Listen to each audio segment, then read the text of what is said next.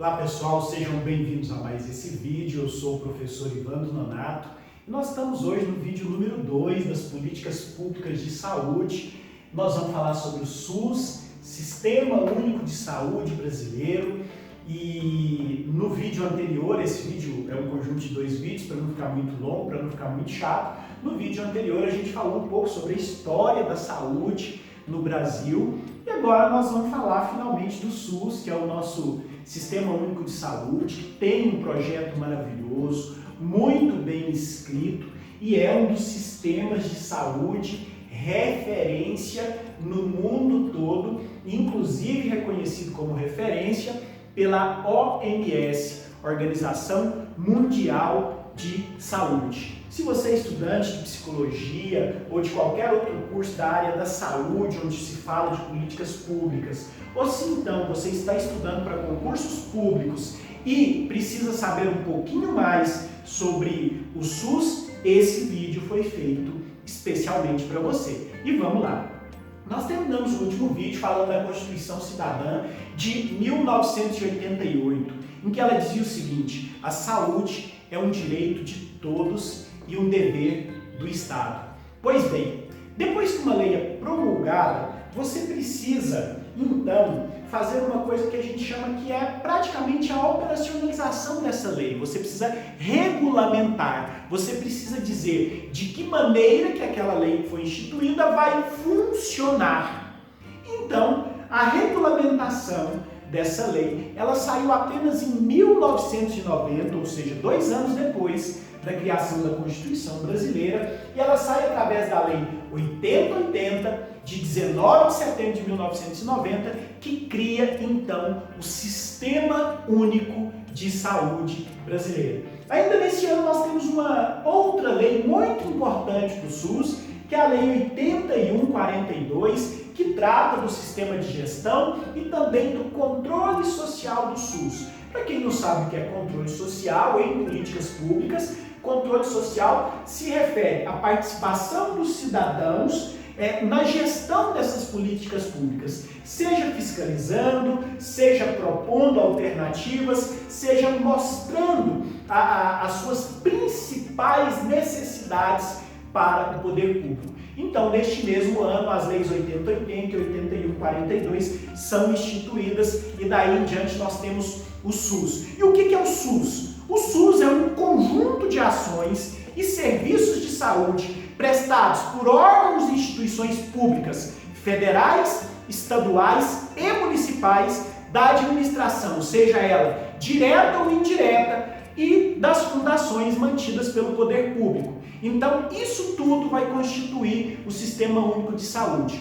E é bom que vocês entendam que no Sistema Único de Saúde nós temos algumas questões muito importantes, mas não é agora que eu quero falar, sim. E a partir daí, o Sistema Único de Saúde ele tem 13 princípios básicos, sendo que 3 desses princípios são basilares, são básicos para o SUS, são deveras muito importantes. Em qualquer estudo que você tiver, esses 3 princípios eles sempre serão lembrados. São eles: universalidade, integralidade e equidade. Quando a gente fala sobre universalidade, nós estamos falando sobre a universalidade do acesso. Significa que todos os cidadãos brasileiros devem e podem ter acesso à saúde no Brasil.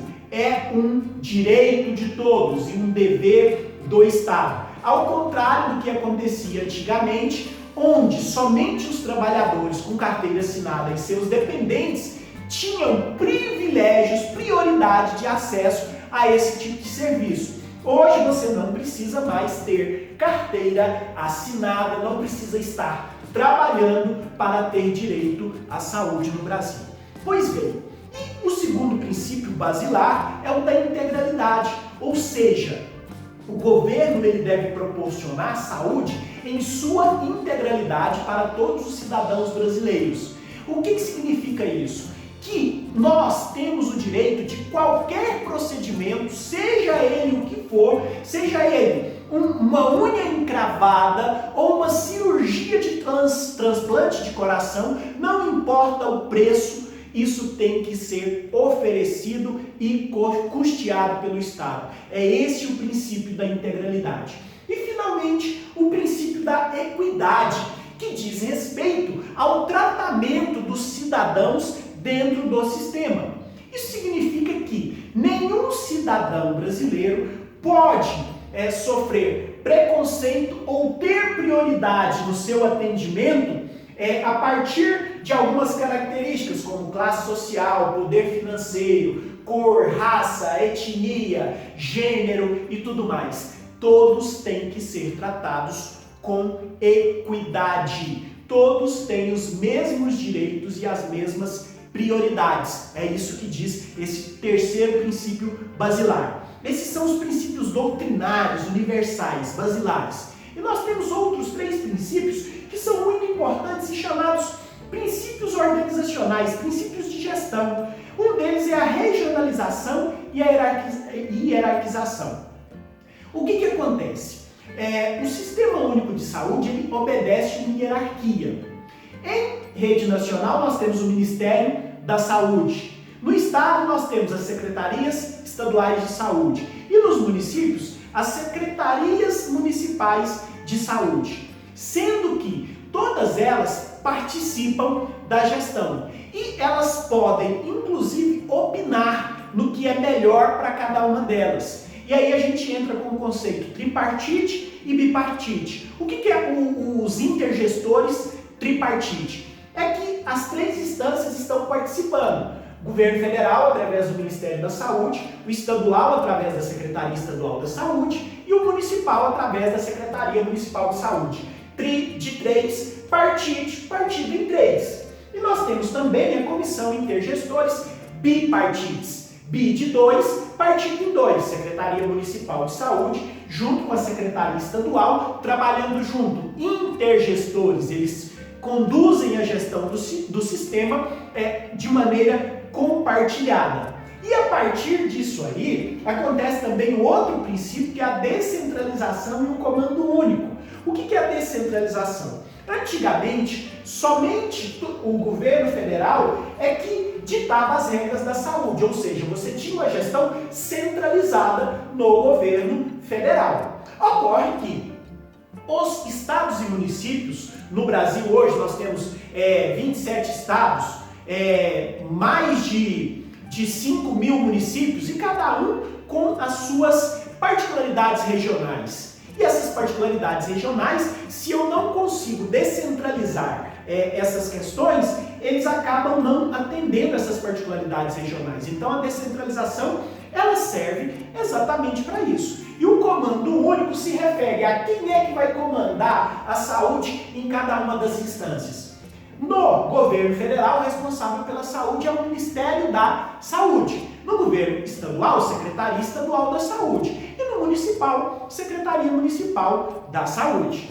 E o último princípio de gestão é a participação popular, onde são instituídos os conselhos de saúde, tanto estaduais, municipais ou federais. E aí é bom que a gente entenda que na regionalização nós temos as redes de atenção à saúde. E elas funcionam do sistema menos complexo para o mais complexo. E a hierarquização do SUS, ela tem os sistemas de atenção básica, atenção de média complexidade, que é a secundária, e atenção terciária, que junta os procedimentos de alta complexidade. Ora, professor, o que está incluído na atenção básica?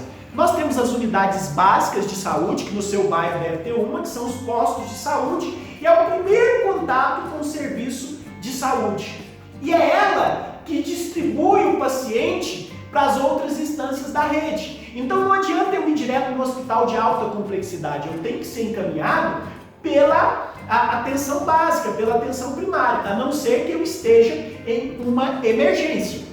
E nós temos a média complexidade, que são as clínicas, os laboratórios e os hospitais gerais. E, finalmente, a alta complexidade, que são as clínicas, os centros especializados, os serviços especializados e os hospitais. Então, a saúde ela tem a hierarquização básica, média complexidade e alta complexidade. do menor, da básica, para o mais complexo, que é a média e a alta complexidade.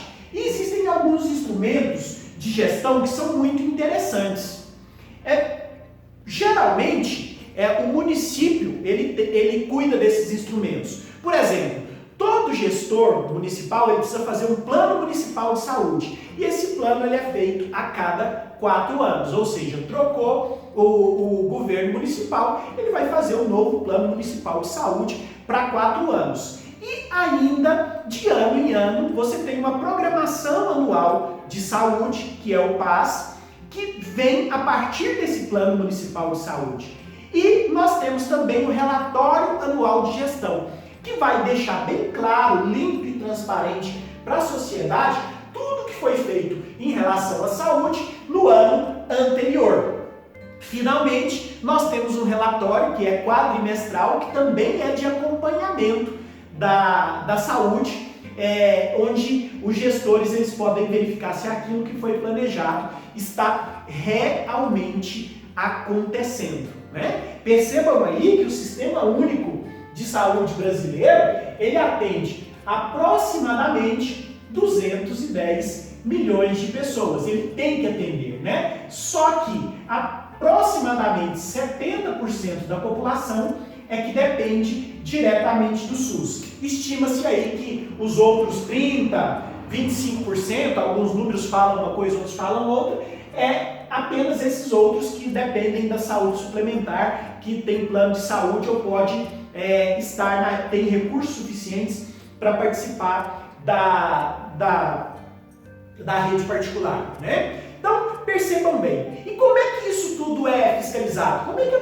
população participa disso? Através dos conselhos municipais de saúde, que foram instituídos exatamente pela Lei 8142 de 1990 também, que são as duas leis que eu disse que são muito importantes. E ela institui exatamente as conferências de saúde e os conselhos de saúde, que vão ser compostos por 50% de entidades de usuários dos serviços, 25% de trabalhadores de saúde, né, os que são profissionais de saúde, e 25% de representação de governo e prestadores de serviços públicos, privados, conveniados ou sem fins lucrativos. Essa é uma resolução já de 2012 que reza sobre a composição desses conselhos de saúde, que são muito importantes para fiscalizar, para propor e para colocar as suas demandas aí. Então, pessoal, dito isso, nós vamos fazer agora um resumão, um panorama da saúde pública no Brasil. Nós temos, então, 210 milhões de pessoas que estão aptas a serem atendidas pelo SUS. Afinal, nós temos o princípio da universalidade. Só que nem todo mundo é atendido pelo SUS, porque podem pagar pela saúde suplementar. Vejam bem, o SUS, ele investe aproximadamente 103 bilhões por ano para esses 70% aqui, certo? Ocorre que esses 25% que restam, nós temos um investimento de 90 bilhões. Então veja bem, para atender 75% da população, 70% da população eu tenho 103 bilhões. Para atender 25% eu tenho 90 bilhões, que é quase a mesma coisa. Então isso vai resultar num dos problemas que nós temos no SUS hoje, que é o subfinanciamento. O dinheiro que nós temos para investir na saúde hoje não é suficiente. Nós precisaríamos de mais recursos para poder se cumprir a lei do jeito que ela foi proposta. Além disso, nós temos um outro problema, que é o número de médicos no Brasil. O número de médicos é suficiente, só que muitos deles estão concentrados nos grandes centros, nas grandes cidades, onde eles têm possibilidade de ganhar um pouco mais de dinheiro e se recusam a ir para as pequenas cidades. Então nós já falamos de uma das dificuldades do SUS, que é o subfinanciamento. E a outra é a má gestão desse dinheiro. É público e notório os inúmeros casos de corrupção que nós temos, de compras superfaturadas ou então de ingerência, de má gestão, onde a gente utiliza recursos onde não seria necessário. Então esses dois quesitos eles fazem com que o SUS não funcione adequadamente, não cumpra os seus objetivos. Imaginem só se ele funcionasse da maneira que ele foi escrito e com tudo isso que nós comentamos nessa aula. Realmente seria o paraíso em vida, né? E principalmente nessa pandemia nós temos ainda uma oportunidade de mostrar para o mundo como o nosso sistema ele é eficiente, mas infelizmente não é isso que está acontecendo por inúmeros motivos. Pois bem, pessoal, essa é o que eu tinha para dizer para vocês sobre o Sistema Único de Saúde, sobre as políticas públicas de saúde. Agradeço muito vocês terem acompanhado o vídeo até aqui. Um abraço, até a próxima.